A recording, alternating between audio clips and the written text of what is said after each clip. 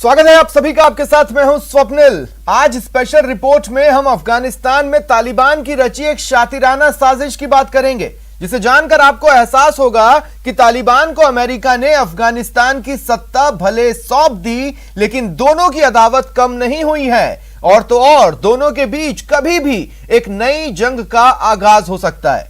तो चलिए शुरू करते हैं स्पेशल रिपोर्ट।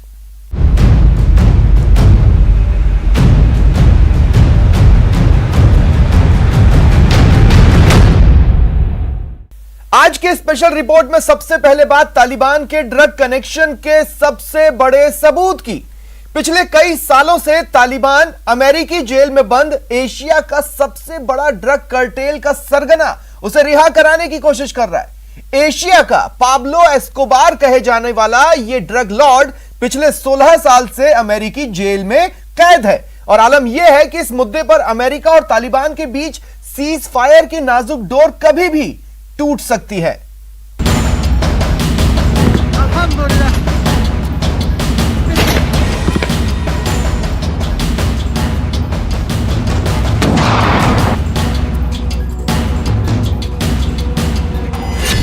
क्या टूटेगा तालिबान अमेरिका का समझौता? बीच में यही एक प्रॉब्लम रही। उन्होंने कहा कि ये सब अमेरिकन ने नहीं किया है पूरी तरह से। एक अमेरिकी बंधक पर अटका मामला। सिविल कॉन्ट्रैक्टर था अमेरिकन मार्क इलिनॉय का, मार्क फ्रेडिक्स, उसको उन्होंने किडनैप कर लिया। तालिबान ने रखी एक ड्रग माफिया की रिहाई की मांग। ट्राइब है बहुत बड़ी फेमस, तो उस ट्राइब को ये एक मैसेज देना चाहते हैं कि हम आपके साथ हैं।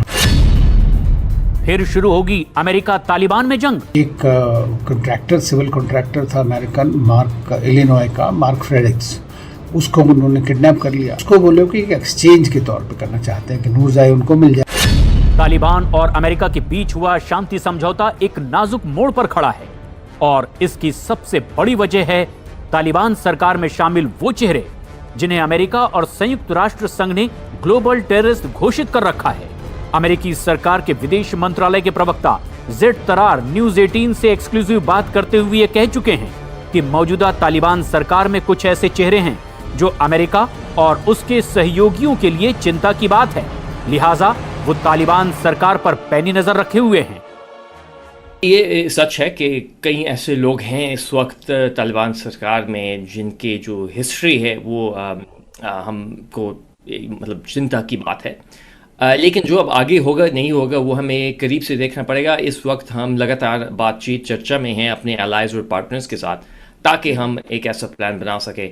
मैं इतना ज़रूर कहूँगा कि अमेरिका के पास एक बहुत सारी टूल्स हैं और हम बिल्कुल दबाव लगा सकते हैं, डिप्लोमेटिक इकोनॉमिक दबाव भी लगा सकते हैं हम जब हम लगाना चाहते हैं और जब ज़रूरी हो तो।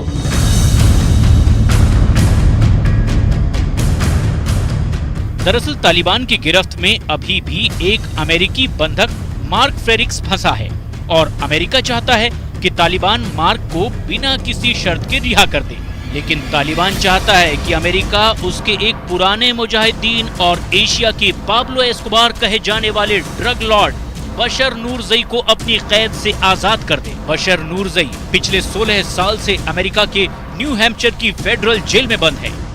तालिबान जो है उसको क्यों चाहता है? तालिबान इसलिए चाहता है, एक तो ये दिखाना चाहते हैं कि सदर्न पार्ट में कंधार उस एरिया का वो है जहाँ पर कि तालिबान का बड़ा गढ़ है। तो ये एक नूरजाई ट्राइब है बहुत बड़ी फेमस, तो उस ट्राइब को ये एक मैसेज देना चाहते हैं कि हम आपके साथ हैं, हम सबको इंक्लूसिव करना चाहते हैं और इसीलिए उन्होंने सरकार से कहा है वहाँ की। एक्चुअली मुल्ला बरादर ने सेक्रेटरी ब्लिंकन को खुद बोला था कि आप नूरजाई को छोड़ दिया जाए। दरअसल बशर नूरजई तालिबान के ड्रग्स कनेक्शन का सबसे बड़ा सबूत भी है और मिसाल भी। बशर नूरजई एक ऐसा विवादास्पद शख्स है जो 1980 के दशक में सोवियत रूस की फौज के खिलाफ जंग लड़ चुका है। सोवियत सेना की अफगानिस्तान से वापसी के बाद बशर नूरजई अमेरिकी खुफिया एजेंसी के लिए काम करने लगा, लेकिन 25 अप्रैल 2005 को अमेरिका की DEA यानी कि ड्रग एनफोर्समेंट एजेंसी ने बशर नूरजई को अमेरिका में अफीम और हेरोइन की तस्करी करने के आरोप में न्यूयॉर्क से गिरफ्तार किया गया। गिरफ्तारी के वक्त अमेरिका ने बशर नूरजई पर तालिबान के सरगना मुल्ला उमर के लिए काम करने का भी आरोप लगाया था। We are here this morning to announce the arrest of Noorzai, who is perhaps the most notorious Afghan drug lord and has built over the last 15 years a multi-million-dollar heroin business by forging an unholy alliance with Mullah Mohammed Omar and the Taliban. Noorzai is known to the Drug Enforcement Administration as the Pablo Escobar of heroin trafficking in Asia.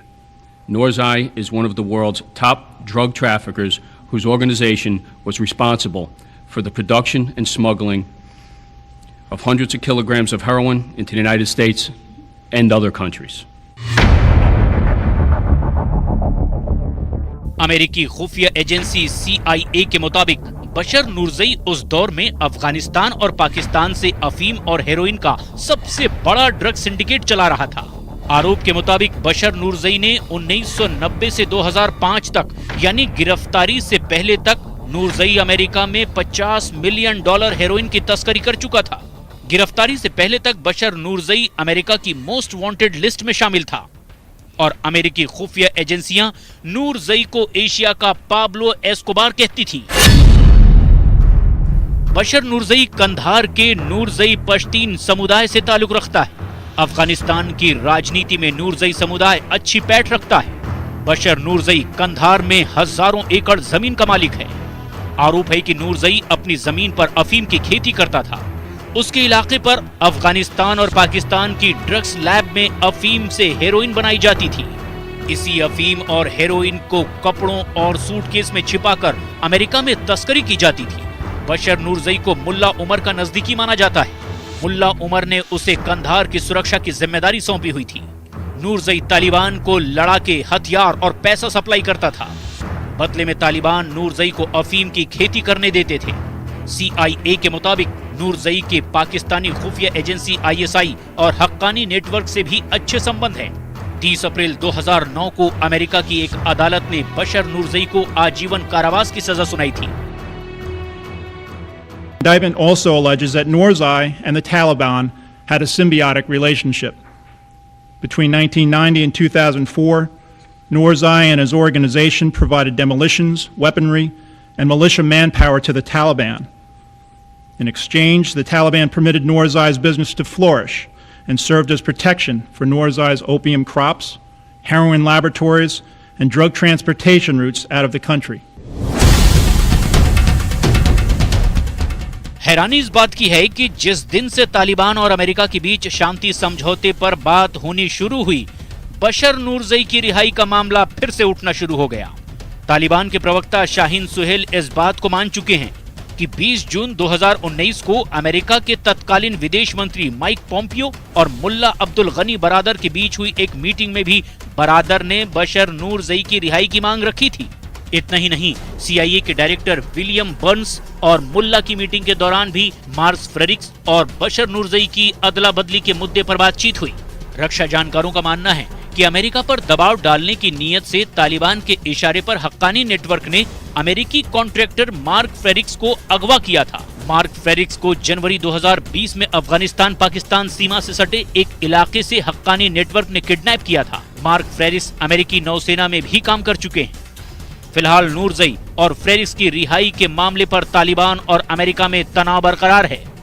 America ने mark फ्रेरिक्स की सूचना देने वाले को 50 लाख इनाम देने का ऐलान कर रखा है। एक कॉन्ट्रैक्टर, सिविल कॉन्ट्रैक्टर था अमेरिकन, इलिनॉय का मार्क फ्रेरिक्स, उसको उन्होंने किडनैप कर लिया और उस कई सारे अमेरिकन को किडनैप किया था। अब सुनने में आई खाली एक वही रह गया है, तो उसको बोलो कि एक एक्सचेंज के तौर पे करना चाहते हैं कि नूरजई उनको मिल जाए और बाकी जो ग्वांटानामो बे में और बचे हुए थोड़े बहुत प्रिजनर्स हैं अफगानिस्तान के, वो सब छुट जाए तालिबान के। ये मेन तालिबान का एंगल है। ये तो रहा बशर नूरजई की हकीकत का एक पहलू। अब आइए आपको तालिबान के लिए बशर नूरजई की अहमियत भी समझाते हैं। दरअसल मुल्ला उमर ने कंधार में ही तालिबान की बुनियाद रखी थी और बशर नूरजई कंधार के नूरजई पश्तून समुदाय से ताल्लुक रखता है। नूरजई समुदाय तालिबान के लिए काफी अहमियत रखता है और अगर तालिबान बशर नूरजई को रिहा करवाने में कामयाब हो जाता है तो कंधार में उसकी पकड़ और ज्यादा बढ़ जाएगी। लिहाजा जब भी तालिबान और अमेरिकी नुमाइंदों के बीच बातचीत होती है तो बशर नूरजई की रिहाई का मामला जरूर उठता है।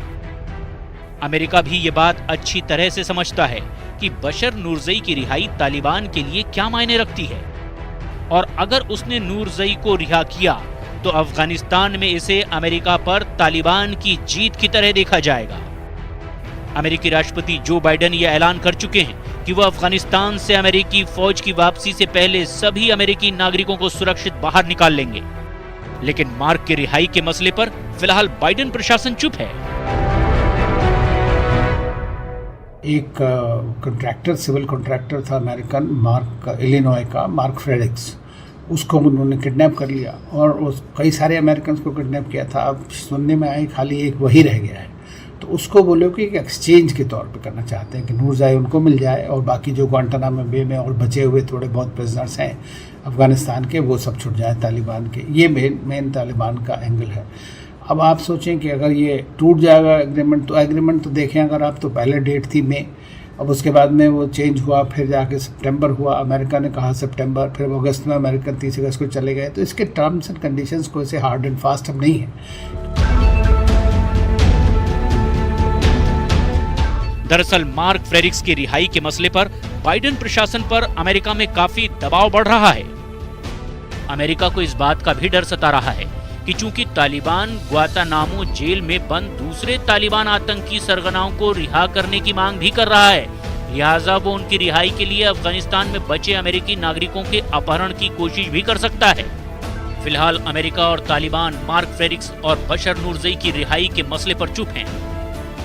जानकार ये भी मानते हैं कि डर इस बात का भी है कि अमेरिका और तालिबान के बीच इस मसले को लेकर ये चुप्पी फिर एक बार किसी जंग की वजह न बन जाए। बशर अल नूरजई अमेरिका की कैद से कब रिहा होगा ये तो वक्त बताएगा, लेकिन एक बात तो तय है कि अफगानिस्तान अपने सबसे बड़े और फायदेमंद बिजनेस यानी ड्रग के धंधे को बंद नहीं करने वाला है। यह अफीम ही तो है जिसकी बदौलत तालिबान ने बेहिसाब पैसा कमाया और पहली तालिबान सरकार ने 5 साल तक सत्ता चलाई और फिर 20 सालों तक अमेरिका से जंग लड़ता रहा।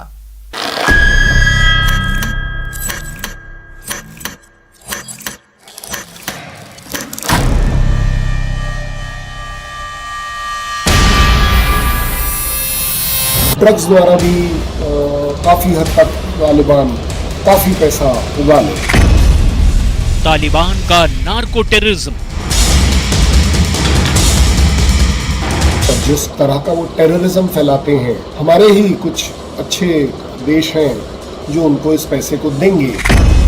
तालिबान का नशे का कारोबार, सभी तरह की जो इंस्टीट्यूशंस हैं उन्होंने पैसा अफगानिस्तान के लिए ब्लॉक कर दिया है, किसी भी तरह की एड नहीं आएगी। तालिबान का ड्रग्स कनेक्शन, तालिबान किसी भी समय पर ड्रग्स से ऊपर आ पाएगा, अपने अत्याचार से ऊपर आ पाएगा। It doesn't appear to be logical.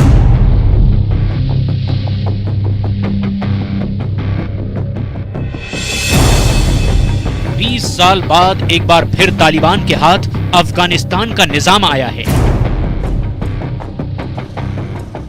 लेकिन अब सवाल सबसे बड़ा ये है कि तालिबान अपना निजाम चलाएगा कैसे। 15 अगस्त 2021 को तालिबान जैसे ही काबुल पर काबिज हुआ, वैसे ही अमेरिका समेत दुनिया की कई वित्तीय संस्थाओं ने अफगानिस्तान के बैंक अकाउंट फ्रीज कर दिए। फिलहाल आलम यह है कि अफगानिस्तान की अर्थव्यवस्था पहले से ही नाजुक दौर से गुजर रही थी। अब देश का बैंकिंग सिस्टम भी ठप हो गया है। अब सबसे बड़ा सवाल यह है कि ऐसे हालात में तालिबान अपनी सरकार चलाएगा कैसे। दुनिया के ज्यादातर विशेषज्ञों का मानना है कि पैसे कमाने के लिए एक बार फिर तालिबान अफगानिस्तान का इस्तेमाल अफीम और हेरोइन की तस्करी के लिए करेगा। सभी तरह की जो इंस्टीट्यूशंस हैं उन्होंने पैसा अफगानिस्तान के लिए ब्लॉक कर दिया है, किसी भी तरह की एड नहीं आएगी, किसी भी तरह का ट्रांजैक्शन नहीं हो पाएगा वगैरह वगैरह। और उनके पास इसके दो बड़े सीधे साधे सॉल्यूशन हैं। एक, लोगों से वसूली, जो कि वो हमेशा जबरन करते आए हैं, लोगों को मारेंगे पीटेंगे पैसा आएगा। दूसरा, इंटरनेशनल लेवल पर जिस तरह का वो टेररिज्म फैलाते हैं, हमारे ही कुछ अच्छे देश हैं जो उनको इस पैसे को देंगे। साल 2020 में आई अमेरिकी कांग्रेस की एक रिसर्च रिपोर्ट के मुताबिक अफगानिस्तान के 90% से ज्यादा नागरिक गरीबी रेखा के नीचे जिंदगी गुजार रहे हैं और जानकारों के मुताबिक इसकी सबसे बड़ी वजह है 40 साल से जारी अफगानिस्तान की जंग। 40 सालों की जंग ने अफगानिस्तान की अर्थव्यवस्था को पूरी तरह से बिगाड़ दिया है और भूखमरी से बचने के लिए लोगों ने अफीम की अवैध खेती शुरू कर दी। एक आंकड़े के मुताबिक दुनिया की 80 से 90% अफीम अफगानिस्तान में ही पैदा की जा रही है। 20 साल के दौरान अमेरिका ने अफगानिस्तान में तालिबान की सरपरस्ती में पनप रहे अफीम और हेरोइन के काले कारोबार को तबाह करने की पूरी कोशिश कर ली। ये तस्वीरें अमेरिका की उस मुहिम की तस्दीक कर रही हैं। इन तस्वीरों में आप साफ देख सकते हैं कि अमेरिकी ड्रोन तालिबान के कब्जे वाले इलाके में हेरोइन लैब को नेस्त नाबूद कर रहे हैं, लेकिन 20 साल तक तालिबान और तालिबान के ड्रग्स के गोरख धंधे को तबाह करने में अमेरिका भी नाकाम रहा। हुआ ये है कि 20 साल यूएस ने सिर्फ अफगानिस्तान को लूटा है अपने इंटरेस्ट के लिए। अगर उसने पूरी दुनिया, और बाय द वे वहाँ का ड्रग्स यूएस ने इस्तेमाल किया है पूरी दुनिया में उन जगहों पर काबू पाने के लिए जहाँ पर पैसा वो नहीं क्रिएट कर पा रहे थे। सो ड्रग अपने आप में एक बहुत ही हाई कैश फ्लोइंग आइटम है, जिस वजह से यूएस नाकाम रहा। अमेरिका के इंस्टीट्यूट ऑफ पीस की एक रिपोर्ट में हाउ ओपियम प्रॉफिट तालिबान में ये हकीकत दर्ज है कि 1980 के दशक में अफगानिस्तान में बनाई हेरोइन की पाकिस्तान की खुफिया एजेंसी के जरिए यूरोपीय मुल्कों में स्मगलिंग की जा रही थी और हेरोइन के बदले आईएसआई अफगान मुजाहिदों को हथियार और पैसे मुहैया करा रही थी। इसी दौरान 1994 में कंधार में मुल्ला मोहम्मद उमर ने तालिबान की बुनियाद रखी और अगले 2 साल में तालिबान ने अफगानिस्तान में अपनी सरकार बना ली। लेकिन दुनिया इस बात से हैरान थी कि आखिर अफगानिस्तान में सरकार चलाने के लिए तालिबान के पास इतना पैसा कहां से आ रहा है। जल्द ही ये राज बेनकाब हुआ और मुल्ला उमर को कोई और नहीं बल्कि आज की तारीख में अमेरिकी जेल में कैद एशिया का सबसे बड़ा अफीम का तस्कर बशर नूरजई पैसा मुहैया करवा रहा था।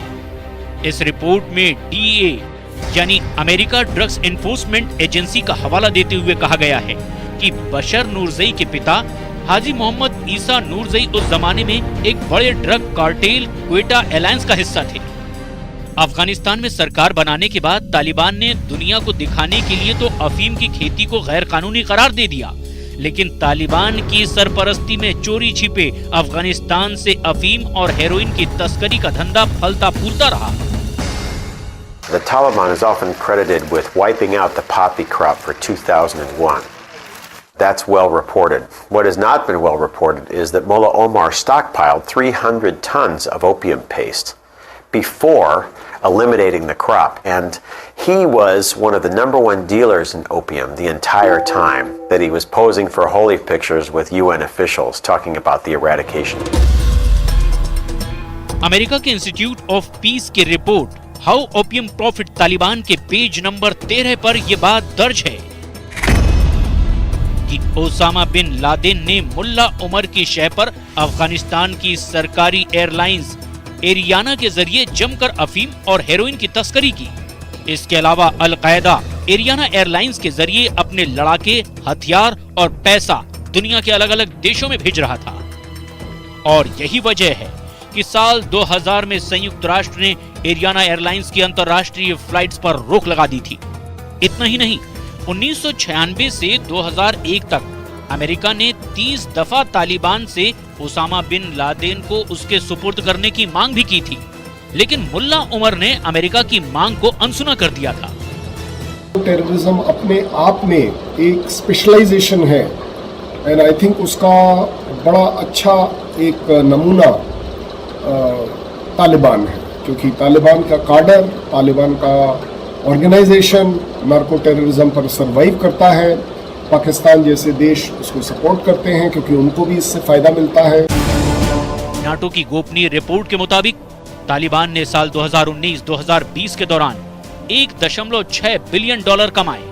नशे के काले कारोबार से भी तालिबान सालाना 416 मिलियन डॉलर कमाता है। तालिबान अवैध खनन के जरिए 464 मिलियन डॉलर कमाता है। अपने कब्जाए इलाकों में तालिबान ने रंगदारी और टैक्स के जरिए सालाना 160 मिलियन डॉलर कमाए। तालिबान को सालाना 240 मिलियन डॉलर बतौर चंदा मिलता है। निर्यात से तालिबान को हर साल 240 मिलियन डॉलर मिलते हैं। रियल एस्टेट कारोबार से भी तालिबान 80 मिलियन डॉलर कमाता है। तालिबान को रूस, ईरान, सऊदी अरब और पाकिस्तान से सालाना 100 मिलियन से 500 मिलियन डॉलर मिलते हैं। हालांकि तालिबान ये ऐलान कर चुका है कि वो अफगानिस्तान में किसी को भी ड्रग्स का काला कारोबार नहीं करने देंगे, लेकिन तालिबान के इस बयान पर किसी को भरोसा नहीं है, क्योंकि पिछली बार ऐसा नहीं हुआ था और तालिबान राज में धड़ल्ले से अफीम और हेरोइन की तस्करी हुई थी। क्योंकि हेरोइन और इवन फॉर दैट मैटर किसी भी तरह का ड्रग उनके लिए ना केवल एक मजबूरी है, एक अर्निंग है, अपने कार्डर्स को मिसगाइडेड रखने का एक जरिया है। सो मुझे नहीं लगता कि तालिबान किसी भी समय पर ड्रग्स से ऊपर आ पाएगा। साल 2016 में फोर्ब्स मैगजीन ने आतंकी संगठन तालिबान को दुनिया का 5वां सबसे अमीर आतंकी संगठन बताया था। यानी अफगानिस्तान पर काबिज होने वाला तालिबान न सिर्फ दुनिया के सबसे खूंखार आतंकी संगठनों में शुमार है, बल्कि ये दुनिया के सबसे अमीर आतंकी संगठनों में से भी एक है। फिलहाल अफगानिस्तान जिस मकाम पर खड़ा है, उसे देखकर लगता है कि तालिबान राज में भी अफगानिस्तान की बदहाली का दौर खत्म नहीं होने वाला है। फिलहाल इतना ही, दीजिए इजाजत, नमस्कार।